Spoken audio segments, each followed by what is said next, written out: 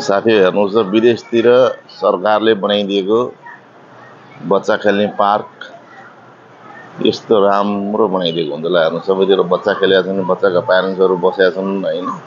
अब बच्चाको स्कुल सकिएपछि बच्चाहरू आउने यहाँ खेल्ने। यसलाई 1 रुपैयाँ पैसा पनि तिर्नु पर्दैन, त्यो निशुल्क खेल्न पाउँछन् बच्चाहरूले। हेर्नु पिङ हेर्नु यो अब हाम्रो नेपालमा भिरगुडी मण्डपतिर लगेर यो पिङ खेलाउने हो भने यो बच्चालाई खेलाएको पिङको 500 देखि 1000 रुपैयाँ तिर्नुपर्छ यो। अब यहाँ कति सुरक्षित छ, भैमा म्याट्रेस ओछ्याइदिएको छ, पुरै बच्चाहरू लडे पनि केही हुँदैन, यति राम्रो पिङ खेलाउँछ।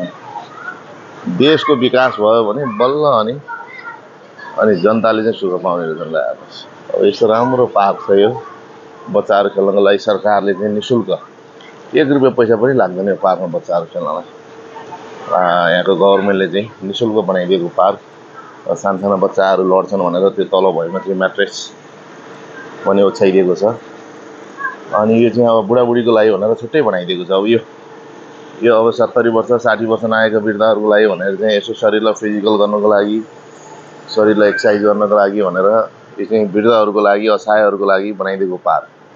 अब चाहिँ यहाँ चाहिँ बसेर वृद्धहरू असहायहरू चाहिँ पुरै एक्सर्साइज गर्छन्, आफ्नो शरीरलाई चाहिँ फिजिकल फिटनेस राख्छन्, फिट राख्छन्।